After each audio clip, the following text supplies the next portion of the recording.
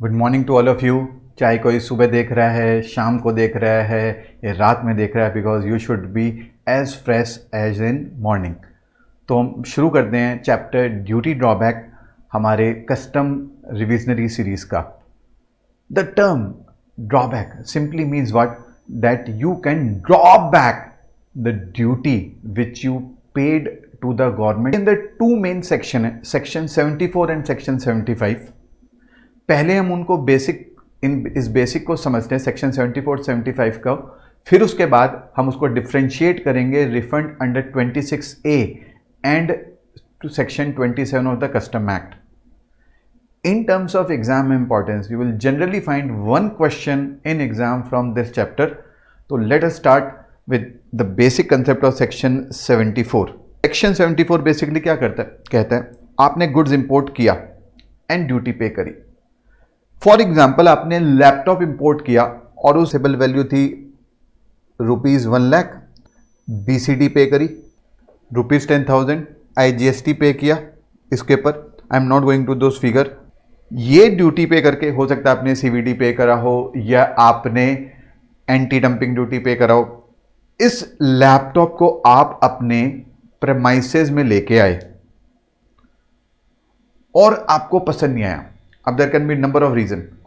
आप लैपटॉप लेके आए, it was not as per your specification, या आपने कोई गुड्स इंपोर्ट किया, एक्सेस क्वांटिटी वे शिफ्ट, या ऐसे भी हो सकता है कि कोई एक्सपो था उसमें डिस्प्ले के लिए आप लेके आए लैपटॉप, या कभी कभी ऐसे भी होता है कोई मूवी की शूटिंग चल रही है,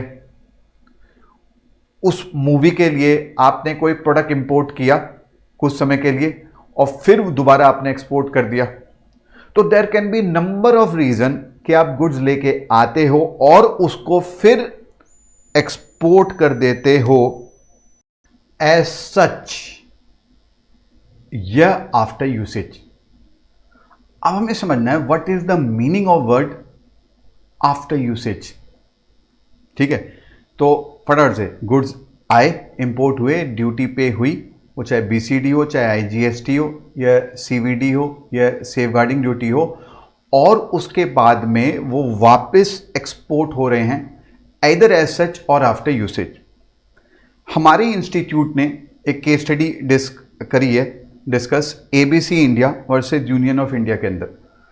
इसमें हुआ क्या था, अगर आपको रिकॉल कराऊं, गवर्नमेंट ऑफ आंध्र प्रदेश ने एक इंटरनेशनल टेंडर फ्लोट किया for the transportation of a Buddha statue, monolithic Buddha statue from Rajgir से लेके Hussain Sagar lake in Hyderabad. It was a huge statue. तो ABC ने उसको वो टेंडर मिला and it had the work to transport from रायगीर to Hussain Sagar lake और install करना। It was a very complicated work. इसके लिए ABC ने एक हाइड्रा जैक इंपोर्ट किया, उसको कुछ महीनों तक रखा गया, पर जब ट्रांसपोर्टेशन करा जा रहा था वो स्टैचू का, तो somehow that statue सैंक।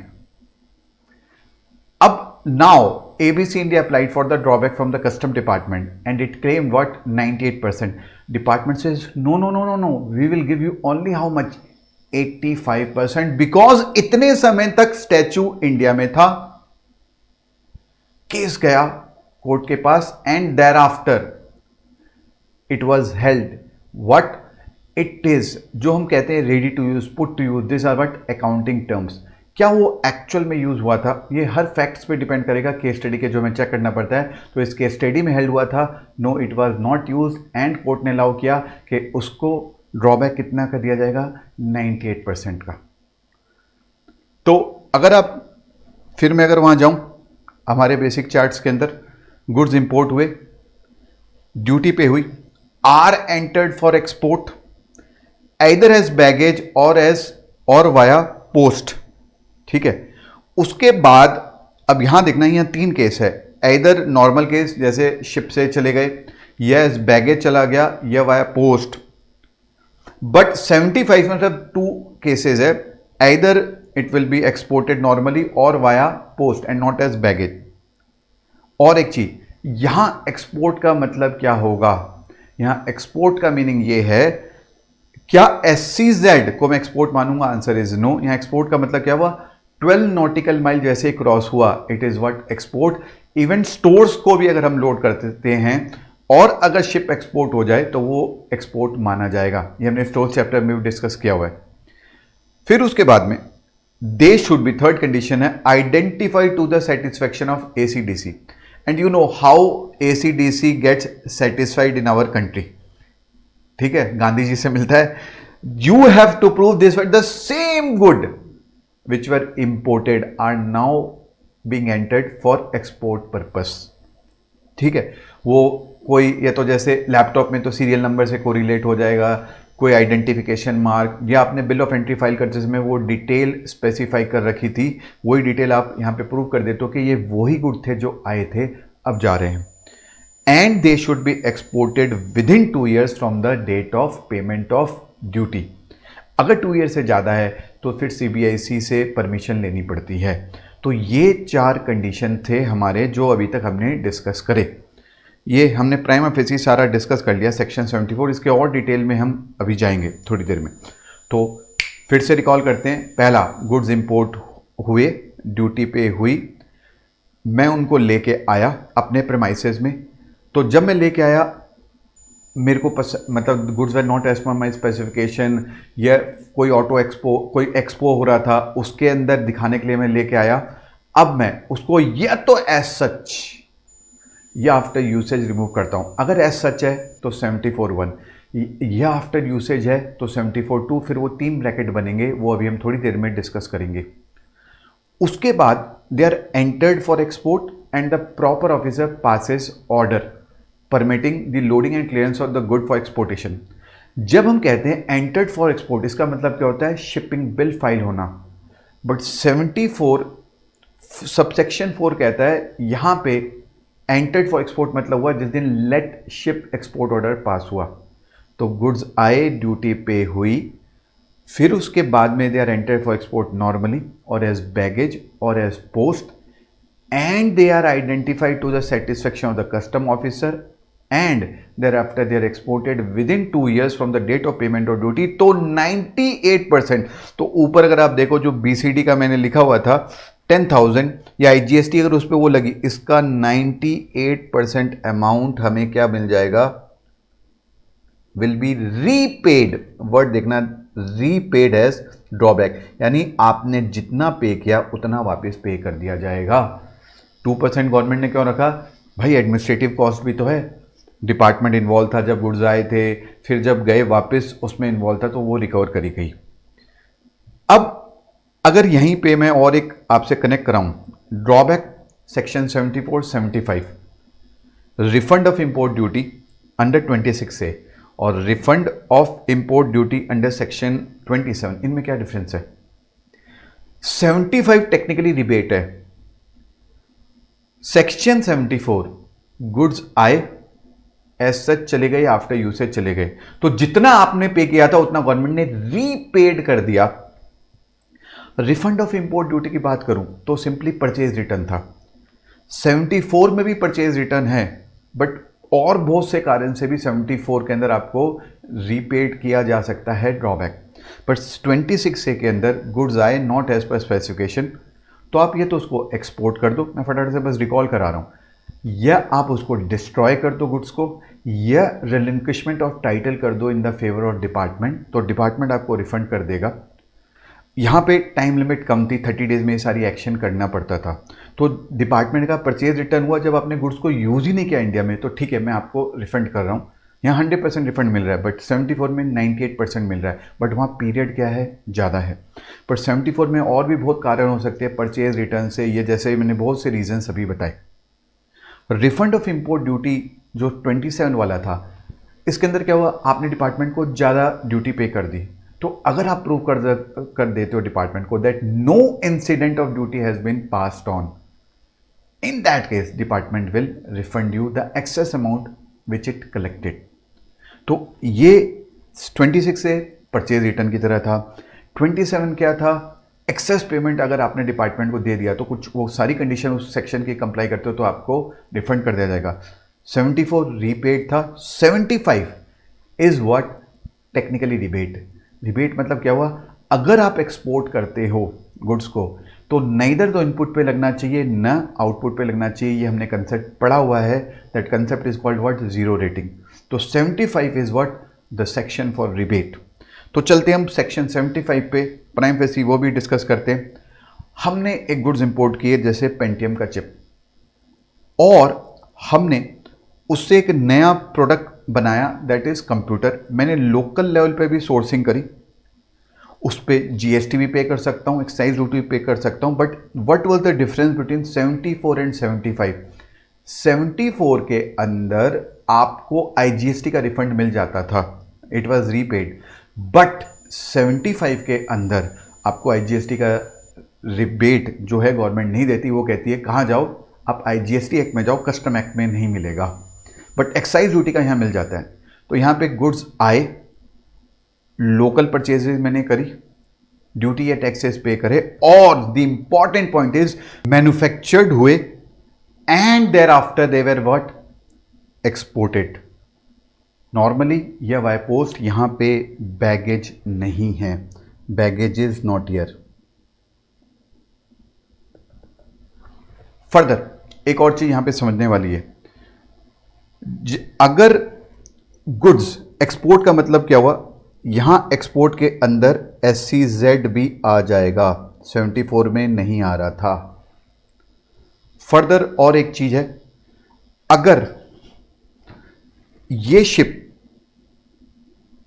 12 nautical mile को क्रॉस कर जाती है, जैसे शिप्स यहां से चली 12 नॉटिकल माइल को जैसे ही क्रॉस करी, दैट इज एक्सपोर्ट. या स्टोर्स, जैसे ही शिप ने क्रॉस किया, stores has been exported. But अगर शिप, एक क्वेश्चन भी था इस पे हमने करा हुआ है क्लास में, 200 नॉटिकल माइल तक क्रॉस कर जाती है, अब उसके बाद ये दोबारा वापस आ जाती है, शिप की तबीयत खराब हो गई, ठीक है, वापस आ गई, रिपेयरिंग की सर्टेन एक्टिविटी कैरिड आउट होनी, ऐसे केस में. अब अगर आप देखो, एक हुआ गुड्स,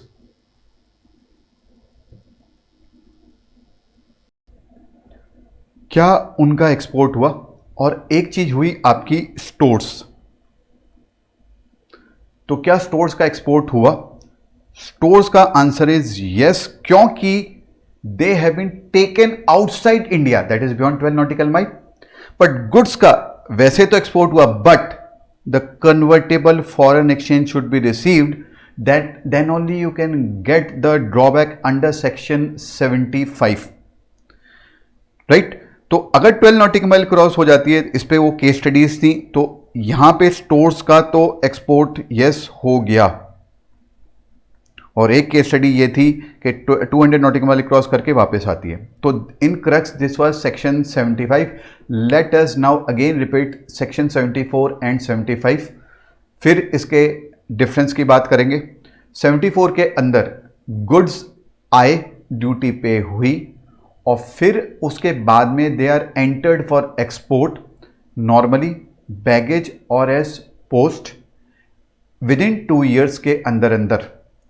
4 कंडीशन 75 के क्या थे? गुड्स आए, ड्यूटी पे हुई, and they are converted into a new product and manufactured, local से भी सोर्सिंग करी, and they are enter for export as normal case और एज पोस्ट. इसके अंदर 75 के अंदर there is no restriction of time limit, अगर आप देखो. बट 74 के अंदर there is what, restriction of time limit. Amount is repaid, जो रिबेट दिया जाता है that is based on average consumption, एक नोशनल वैल्यू पे कैलकुलेट करा जाता है based on percentage of FOB. 74 में मैन्युफैक्चर की कोई ज़रूरत नहीं, आए एज सच चले गए या आफ्टर यूज गए, बट 75 में ज़रूरत है. ये सारे डिटेल डिफरेंस मैंने अपने मटेरियल में दिए हुए हैं, तो अगर आप देखो ये यहाँ पे दिए हुए हैं तो वो आप पढ़ लेना, ठीक है. एक और, what are the key sections जो हमें आने चाहिए इस चैप्टर से? एक क्वेश्चन डेफिनेटली 99% आता ही आता है. आपको सेक्शन 74 आना चाहिए,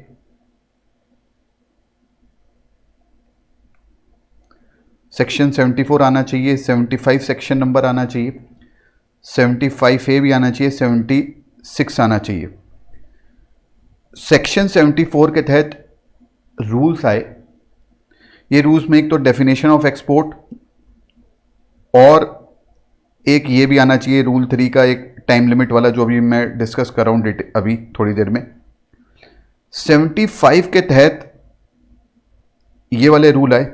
इसके अंदर आपको जो जनरली क्वेश्चन का ट्रेंड है उसके से बता रहा हूं, एक definition of export, all industry rate, एक आपका आना चाहिए brand rate, special brand rate, एक आपका आना चाहिए अपर लिमिट ऑफ ड्रॉबैक। इसको जनरली इंस्टीट्यूट सेक्शन 76 से कनेक्ट करता है। अगर आपको इतना भी आता है it's more than enough. Generally calculation based questions आते हैं। तो ये हमने अभी तक बेसिक डिफरेंस किया 74 और 75 के अंदर। अब now let us go into a further detail of section 74। सो अगर आप देखो सेक्शन 74 क्या कह रहा था, गुड्स इंपोर्ट हुए, ड्यूटी पे हुई, वो एक्सपोर्ट हुए, नॉर्मल केस क्या are entered for export as 3 route से एंटर्ड फॉर एक्सपोर्ट हुए, लैंड रूट, एयर रूट और वाटर रूट, और एज बैगेज या एज पोस्ट। तो ड्रॉबैक कितना दिया जाएगा, 98% of import duty repaid as drawback, यानी जितना आपने पे किया था वो रीपेड कर देगी government as drawback, but they should be exported within 2 years from the payment of duty. यानी हम 2 डेट जो उठाएंगे वो उठाएंगे क्या, पेमेंट ऑफ ड्यूटी मतलब क्या, वो चलान डेट, या ऑनलाइन सिस्टम है तो ऑनलाइन सिस्टम वाली जो डेट आ रही है पेमेंट की से लेके, वहां वर्ड था are entered for export. Are entered for export मतलब क्या होता है, शिपिंग बिल।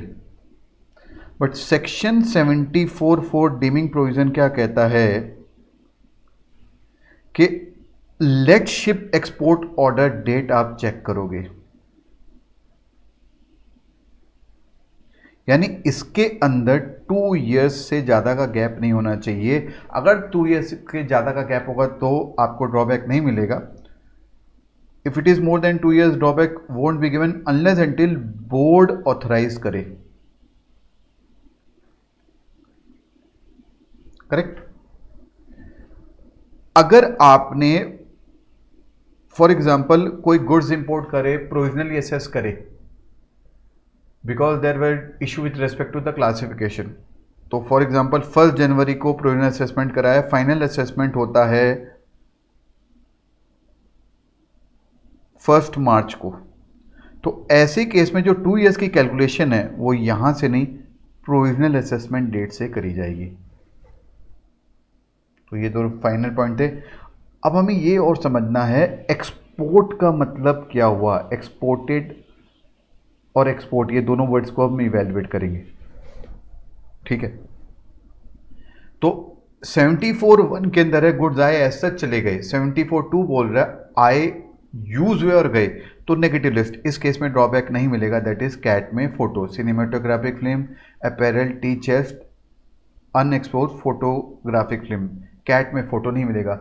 जैसे मैंने अभी रीजंस बताया, रीजन क्या है इसका, ऑब्वियसली कि एक ड्रेस इंपोर्ट करी गई और आपने एक शादी में यूज करी और फिर वापस एक्सपोर्ट कर दिया। आपने एक टी इंपोर्ट करी ना, वेरी मतलब ह्यूज टी चेस्ट, काफ़ी महंगा टी चेस्ट था, टी को यूज़ कर लिया और वापस टी चेस्ट को एक्सपोर्ट कर दिया और आपने बोला 98% मुझे रिफंड चाहिए, नहीं मिलेगा। यह आपने कोई मूवी की शूटिंग के लिए सिनेमेटोग्राफिक फिल्म या फोटोग्राफिक फिल्म इंपोर्ट करी, यूज़ किया उस मूवी की शूटिंग के लिए, फिर वापस आपने भेज दिया, आप गए डिपार्टमेंट के पास कि मुझे 98% दो, ड्रॉबैक नहीं मिलेगा। मोटर व्हीकल एनी यूज और goods imported by individual for personal use, इस केस में ये परसेंटेज है और ये परसेंटेज आपको याद करनी पड़ेगी, ये एग्जाम में नहीं दी जाती। I repeat once again, you will have to remember this percentage because this are not given in the exam, ठीक है।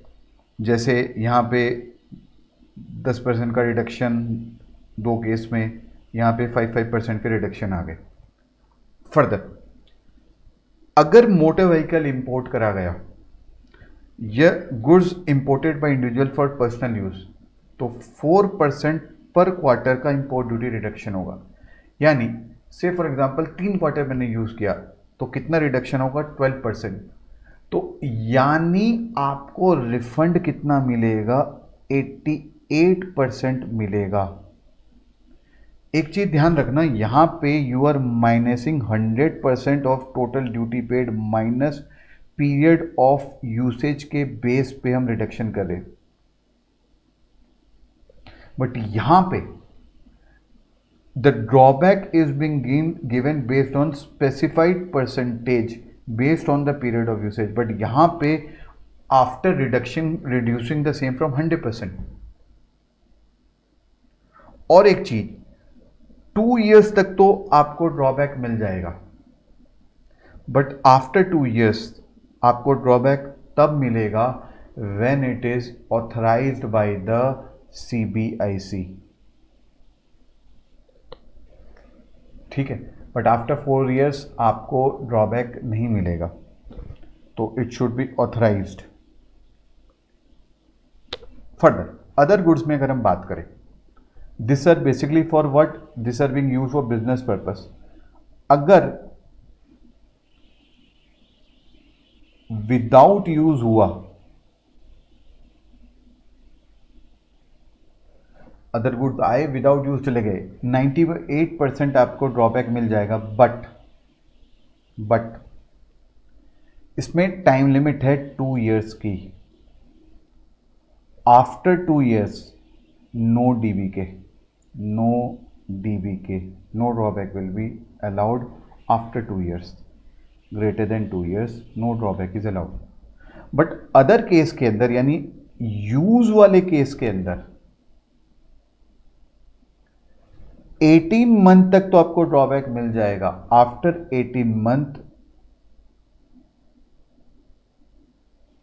No drawback will be allowed. So you need to note this.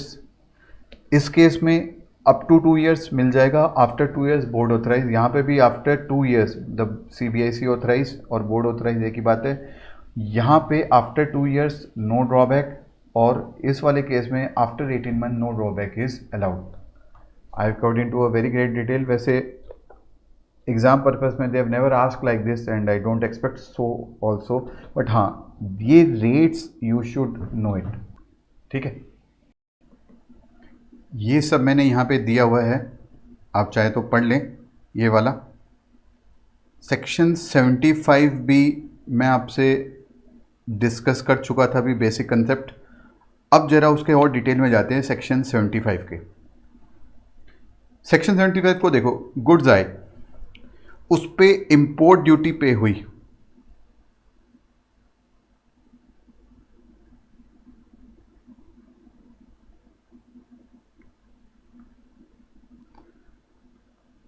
यह local level पे मैंने जब product purchase किया, यह services ली, तो उस पर GST पे हुई या एक्साइज ड्यूटी पे हुई। GST का रिबेट सेक्शन 75 में नहीं मिलेगा। Go to what? GST act for this. अब ये प्रोडक्ट आके, ये इनपुट मैंने लिया, प्रोसेसिंग करी और नया प्रोडक्ट आउटपुट बनाया, वो मैन्युफैक्चरिंग करके मैंने उसको एक्सपोर्ट कर दिया, तो उसके लिए 75 कंडीशन स्पेसिफाई करता है क्या? There should be no negative value addition. मतलब क्या हुआ नो नेगेटिव वैल्यू एडिशन का? कि जब गुड्स आए तो फॉरेन एक्सचेंज गया, तो कम से कम इतना फॉरेन एक्सचेंज तो आप गवर्नमेंट को दोबारा कमा के दोगे वाया एक्सपोर्ट। तो इसलिए बोला गया सेक्शन 75 में no drawback shall be allowed if export value of such good और class of good is less than, ध्यान दे, less than the value of imported material use. यानी कम से कम, जैसे 7 लाख रुपए का मैंने प्रोडक्ट इंपोर्ट किया, नए प्रोडक्ट में कन्वर्ट किया, तो कम से कम 7 लाख का तो मुझे एक्सपोर्ट करना पड़ेगा उस वैल्यू का। तो it should be either equal to और it should be more than the import value of the product. The export value should be either equal to or more than the import value of the inputs. फिर कहता है second condition, कुछ product के लिए minimum specified value addition होती है। जैसे government ने रेट नोटिफाई किया कि आपको 10% वैल्यू एडिशन करना है, तो यहाँ पे हमने ये क्लास में भी डिटेल डिस्कशन करा हुआ था विद क्वेश्चन, एक क्वेश्चन अभी मैं करवा दूंगा। यहाँ लिखा हुआ है नॉट मोर देन, यानी minimum specified value addition should be more than, जैसे हमने 100 रुपीज का एक इनपुट इंपोर्ट किया,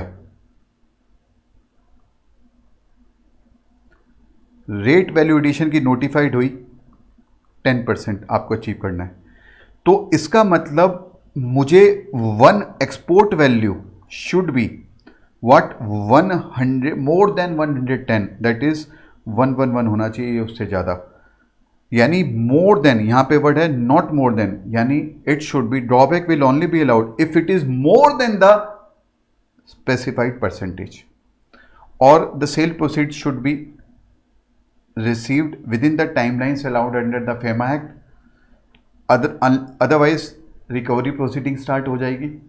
सेक्शन 142 एप्लीकेबल हो जाता था, ठीक है, ये रूल्स में स्पेसिफाइड है। और या फिर आरबीआई अगर अलाउ कर दे कि आप एक्सटेंडेड टाइम लिमिट में पैसे लेके आ सकते हो। फिर अगर आपने गुड्स लेके आए, उसको नए प्रोडक्ट में कन्वर्ट किया और उसको एक्सपोर्ट कर दिया, तो there were 3 type of rate which are notified.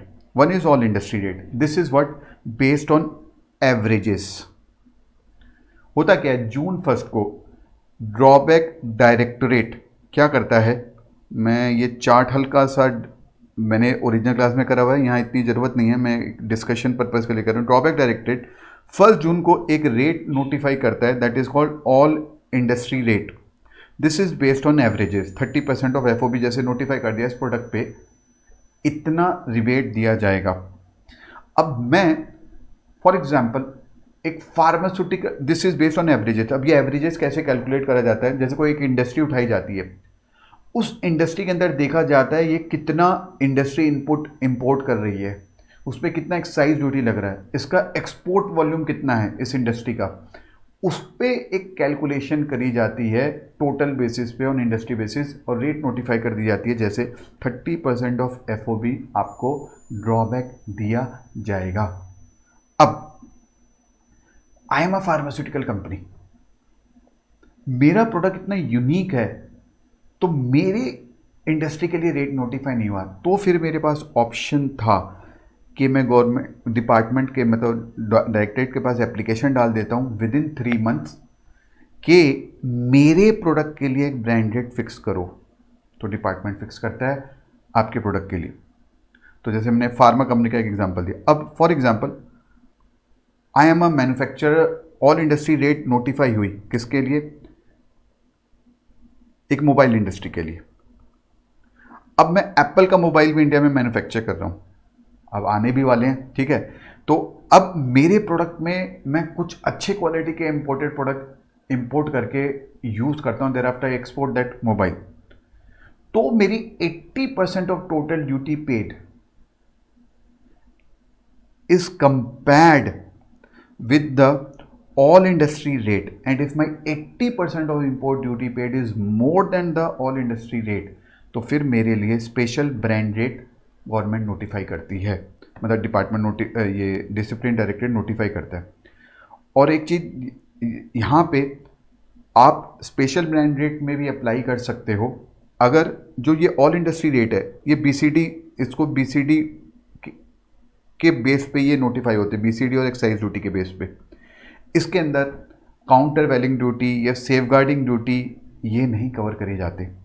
तो अगर आपके प्रोडक्ट पे सेफगार्डिंग ड्यूटी लग रही है, ठीक है, ये काउंटर वैलिंग ड्यूटी लग रही है, तो भी आप अप्लाई कर सकते हो स्पेशल ब्रांड रेट के अंदर। तो ये था आपका क्रक्स में सेक्शन 75, ये सारी डिटेल मैंने यहाँ दी हुई है। एक और चीज, ड्रॉबैक के अंदर आपको किस चीज़ का रिबेट मिलेगा? इट इज़ रिबेट आपको आईजीएसटी का नहीं मिलेगा, 74 में मिल रहा था। आपको एक्साइज ड्यूटी अगर लग रही है तो मिल जाएगा। यहां पे SCZ को भी, DTA टू SCZ को भी क्या एक्सपोर्ट माना गया है, बट 74 में नहीं माना गया था। तो rule 3, all industry rate it is based on the FOB price of the export product. अब एक और चीज, आपने जब एप्लीकेशन डाली, अप्लाई किया, जो शिपिंग बिल जो आपने फाइल किया था वो ही कन्वर्ट हो गया ड्रॉबैक एप्लीकेशन के अंदर। जब तक लेट शिप एक्सपोर्ट ऑर्डर मिला, रेट रिवाइज हो गई। तो जब आपने एप्लीकेशन फाइल करी, दैट इज वो जो शिपिंग बिल कन्वर्ट हुआ, तब रेट 18% थी, और लेट शिप एक्सपोर्ट ऑर्डर जब तक इशू हुआ तब तक वो 20% रेट हो गई। तो ऐसे केस में आपको 20% पे ड्रॉबैक मिलेगा, ये रूल 5 कह रहा था। ठीक है। फर्दर ब्रांडेड का भी मैंने डिस्कस किया। फार्मा इंडस्ट्री अगर आपकी है और आपकी इंडस्ट्री के लिए रेट नोटिफाई नहीं हुआ तो आप स्पेशली अप्लाई कर सकते हो डिपार्टमेंट को विद इन 3 मंथ के मेरे प्रोडक्ट के लिए भी एक रेट स्पेसिफाई कर दिए। रूल 7 स्पेशल ब्रांडेड मैंने डिस्कस किया था, ये सारा काउंटर वेलिंग ड्यूटी, सेफ गार्डिंग ड्यूटी। एक और ये बड़ा इंपॉर्टेंट है, रूल 9, इसको हमें कनेक्ट करना है सेक्शन 76 से। सेक्शन 76 क्या कहता है? No drawback will be allowed in respect of which the market price of which is less than the amount of drawback due thereon. यानी हम मार्केट प्राइस को कंपैरिजन कर रहे हैं ड्यूटी कंपोनेंट से टेक्निकली। तो ये जो मार्केट प्राइस है ये एक्सपोर्ट प्राइस नहीं है, ये क्या है? इंडियन होलसेल मार्केट प्राइस जो ली जाती है। अब इस पे एक वैल्यू कैप किया गया। क्या वैल्यू कैप किया गया? बहुत से लोग ऐसे बदमाशी भी करते हैं कि प्रोडक्ट की प्राइस को आर्टिफिशियली इन्फ्लेट कर दिया गया, तो उसको एक्सपोर्ट कर दिया, पैसा इतना आ गया, हवाला चेंज है, फिर वापस चला गया। इसको फिर लिंक करा गया किसके साथ कि आपको पर मैक्सिमम कितना मिलेगा, 1 एज पर रूल 9। अभी हम इस पर क्वेश्चन भी कर देते हैं। The upper limit of drawback money और rate determined under rule 3 should not exceed 1/3 of the market price of the export product. ठीक है, जरा एक क्वेश्चन करते हैं ताकि क्लैरिटी आ जाए इसके ऊपर।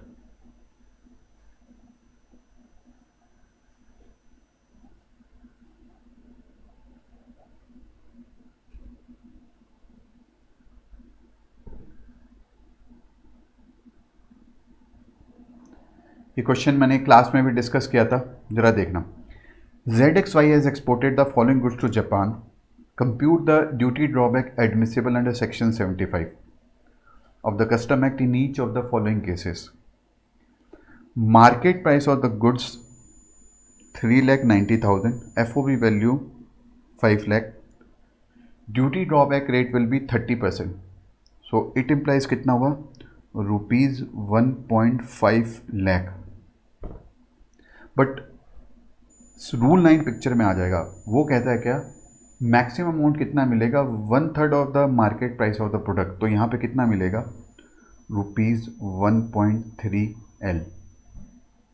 Second case, FOB value 7 lakh,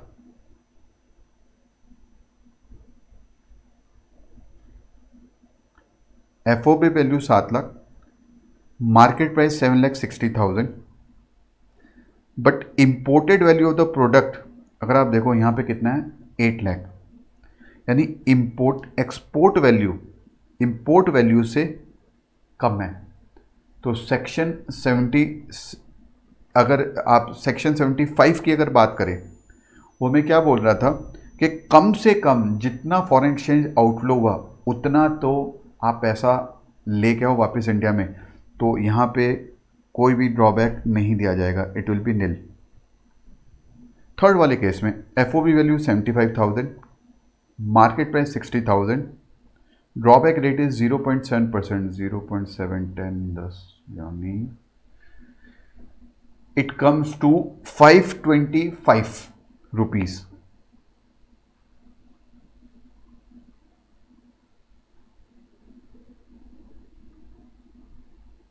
तो ये बना second nil ₹525, FOB value 3 lakh, market price 3,50,000, product 4 is manufacture out of input for which no duty has been paid. तो जब ड्यूटी पे नहीं हुई तो इसके अंदर ऑब्वियसली कोई ड्रॉबैक नहीं मिलेगा फोर्थ वाले केस में, ठीक है। थर्ड वाला तो ये रहा। तो 76 क्या कह रहा है हमें